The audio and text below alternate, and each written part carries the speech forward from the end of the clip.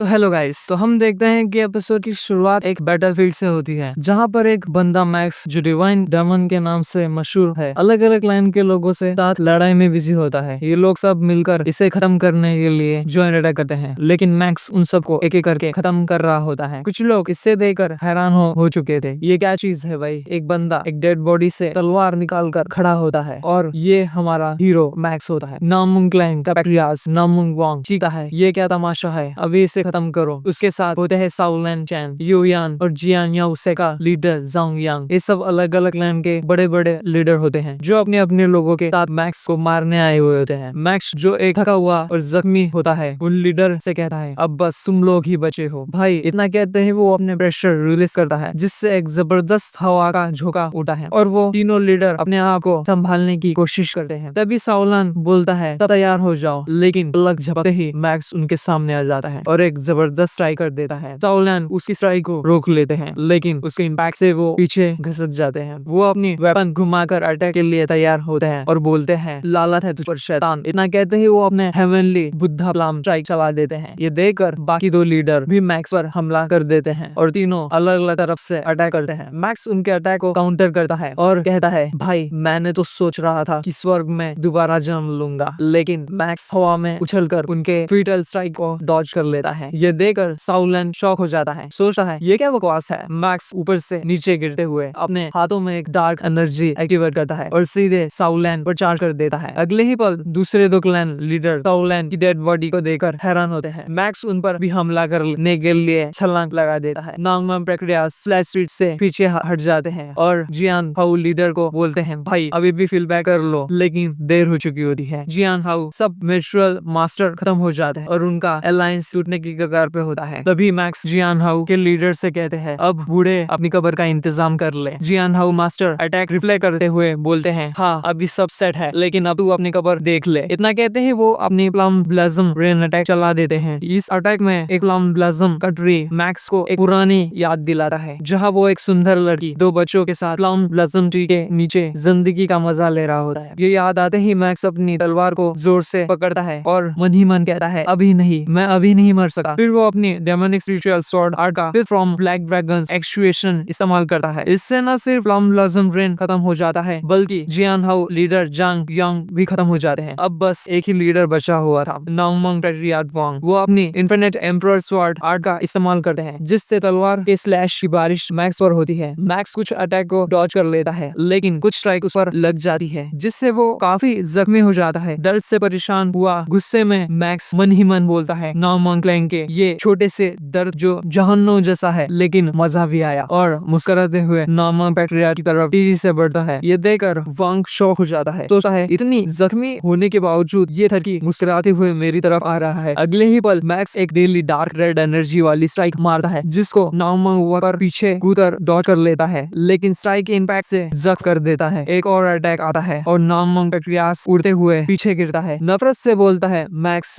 तू सिर्फ डिमोनिक हल्की है। फिर वो फ्लैश शेप से मैक्स के पीछे अटैक करने जाते हैं और लाइट स्पीड से अपनी तलवार मैक्स के सीने में घुसा देते हैं। चीखते हुए बोलते हैं मर जा, तेरी जिंदगी यही खत्म। लेकिन मैक्स अपने सीने से तलवार निकालकर पीछे दोनों हाथों से तलवार पकड़कर नांगमम पैट्रियार्च के गले तक काट देता है, कटा हुआ सिर उठाते हुए। और वो सोचता है कि कैसे हो सकता है, मैंने तो उसे छेद दिया था पर भी जिंदा है। क्या ये सच में इंसान की हद पार कर गया है? और आंखें बंद कर देते हुए बोलता है ये दीवाना डेमन। के साथ नामुंग वांग का भी खेल खत्म हो जाता है। कुछ देर के बाद मैक्स खुद को संभालता है और मन ही मन कहता है नॉन बैलेंस सेक्स से तबाही हो गई। यूडुआन सियोंग योंग क्या ये सब काफी था? फिर उसकी पूरी जिंदगी उसके आंखों के सामने फ्लैश होती है। फ्लैशबैक में शुरू होता है, जहाँ छोटा मैक्स तीनों बच्चों की दुल्हाई करते हुए चीखता है तुम लोगों की हिम्मत कैसे हुई? तभी एक आदमी छोटे मैक्स को एक हाथ से हवा में उठाता है और कहता है तू लड़ाई में काफी अच्छा है। ये आदमी आगे चलकर मैक्स का मास्टर बनता है। फ्लैशबैक में मैक्स सोचता है ये मेरी जिंदगी है जो मेरी आंखों के सामने फ्लैश हो रही है। को जवान चेहरा देखते हुए मेरे मुरीन का सफर यही से शुरू हुआ था। सब कुछ सिर्फ जिंदगी रहने के लिए लड़ाई से शुरू हुआ, बिना घर के भटकना, सिर्फ एक तलवार पर भरोसा। एक